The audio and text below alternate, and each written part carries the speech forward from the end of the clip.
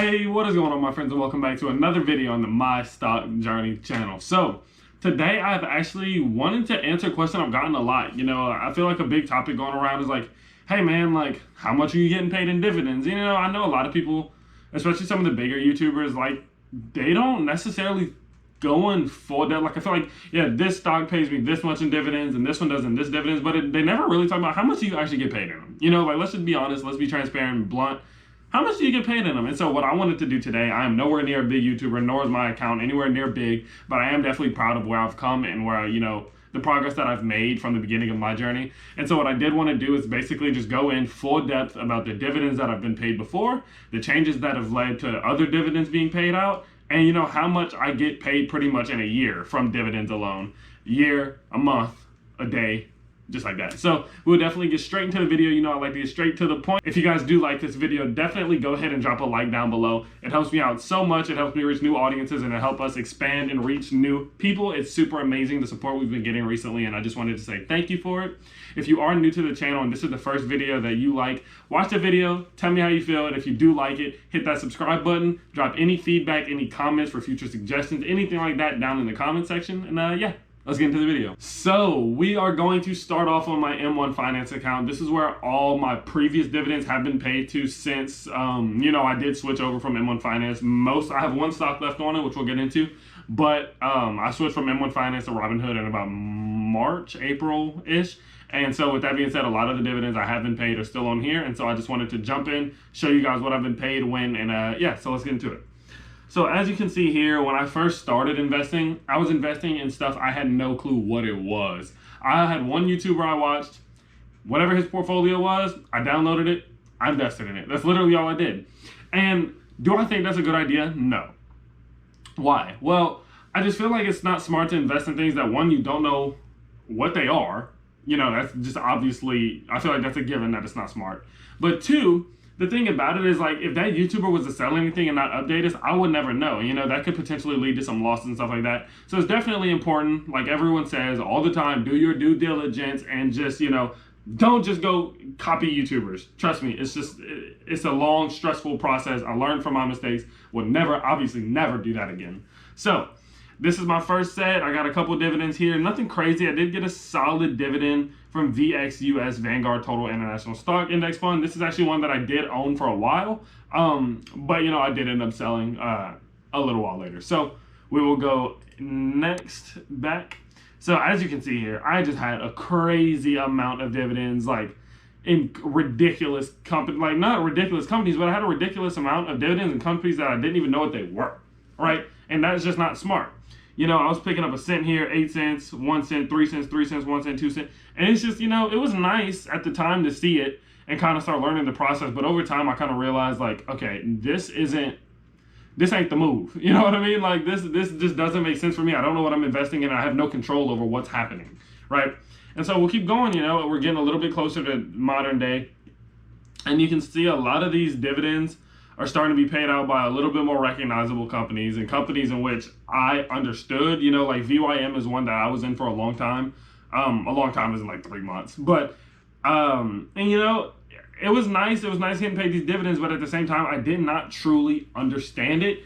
Me not understanding it led to me not being confident in it. Me not being confident in it led to me to being stressed, and I did not get in the stock market to be stressed all the time. Which might sound a little contradicting. The stock market seems stressful, but I feel like if you're investing in companies you're confident in, you're not going to be stressed out during hard times. So we will go over one more, I believe, and we're coming up on modern day here. I was getting paid dividends from random companies all the way up until about right here. This is pretty much the line. I owned Realty for a little while, but that was more like just another company that I just owned because a YouTuber owned them, right? And so eventually I ended up actually selling just all of it. Like I got out of all of it. I was like, you know what? I'm starting fresh. I don't know what I'm invested in. I'm up like 10 bucks maybe. Get out. I'm out. Boom. Got out. So the only one I didn't sell was Stag Industrial. And I'm sure you can notice that I have been paid by Stag Industrial pretty much every month. It is a monthly dividend stock. So at this time, I don't know if it shows you how much I had at the time. No, it didn't. Well, at this time, I'm assuming that I had somewhere around 25 shares. I was getting paid about $2.05 a month, which was not bad. I eventually turned it into 63.8 shares, and so that eventually started paying me $7.66 a month, and that's pretty much just it. Every month I'm going to collect my $7.66, reinvest it in a stag industrial, and just never really touch it again. I have no point really buying any stocks on M1 Finance. The only one that I am going to buy on here is Tesla, just because it is kind of difficult to, just, I don't know, man. Just, it's a lot of money at once. Putting $900 into one stock at one time is kind of difficult, especially if you're someone my age. And so it's easier to put like 200 in here and then 200 into another stock and 200 into another place, rather than just putting it all into one stock. I feel like that's just not the right idea for me. And if I had more capital, I would obviously buy Tesla full out, the whole stock at once, but I'm not in that situation. And so that being said, I think I am going to use M1 Finance for the fractional shares until I do get approved for fractional shares on Robinhood. So with all that being said, we will get into the exact amounts. We'll get into the numbers. What I did want to do is a small little update. I did finally start getting paid some dividends on my Robinhood account. This account's about a month old now, and so it's about that time that I'll start getting paid. Walmart was a 54-cent dividend. I actually did sell Walmart. I will go over that later.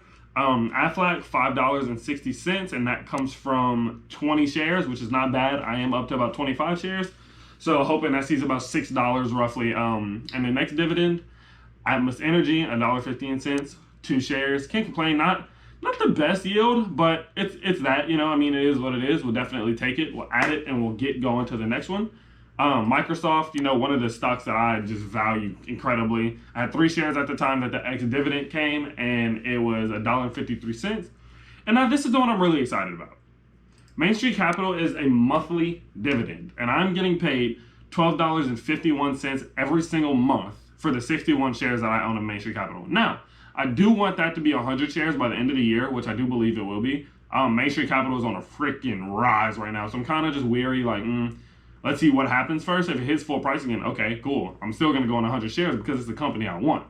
But the thing about it is, if I can get another 39 shares at maybe in the 20s somewhere, I know it's in the 30s at the moment, so maybe in the 20s, that would definitely be nice. Try to boost that dividend somewhere around maybe $20 a month. That would be awesome.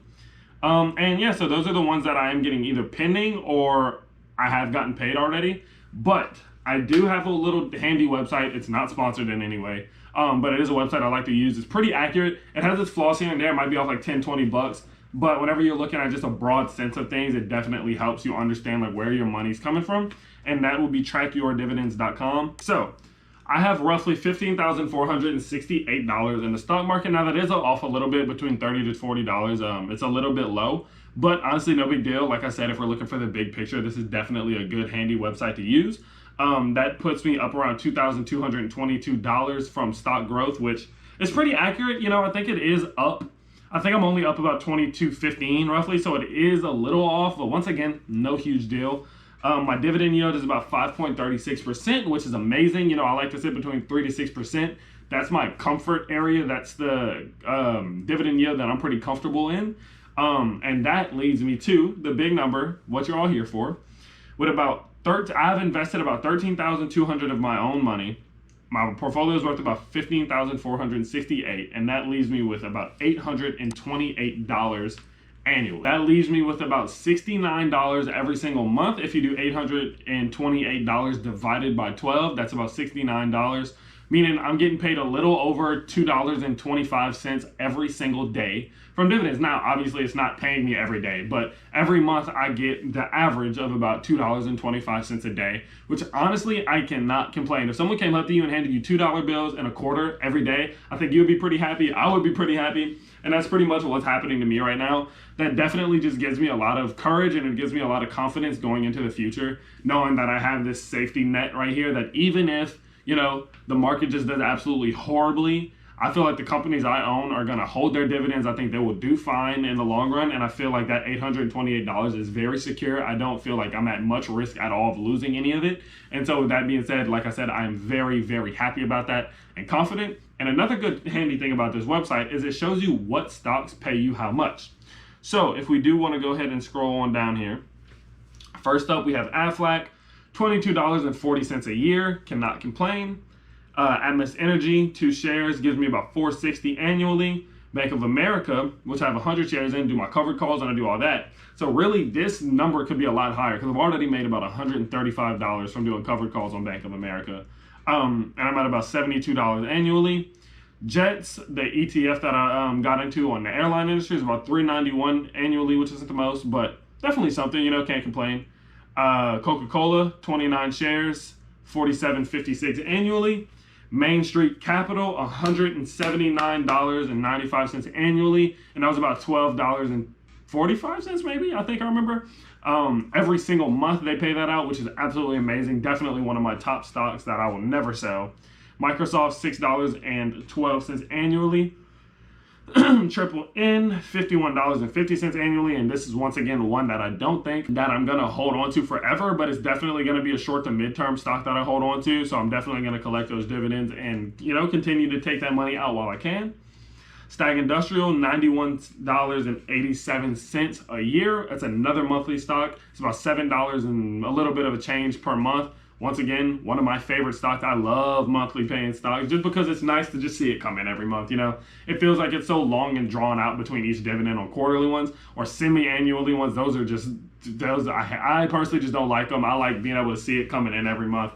And Store Capital is another one. My biggest holding is $238 a year. I'm very, very happy about that. Just because I think about it in a sense of $238 could, pay my insurance off, or say if I'm renting out an apartment, I have roommates and I'm paying $500 a year, $500 a month. Well, that's like half a month of money right there without me even having to do anything. You know what I mean? And of course I wouldn't subtract those dividends and use it to pay my rent, obviously.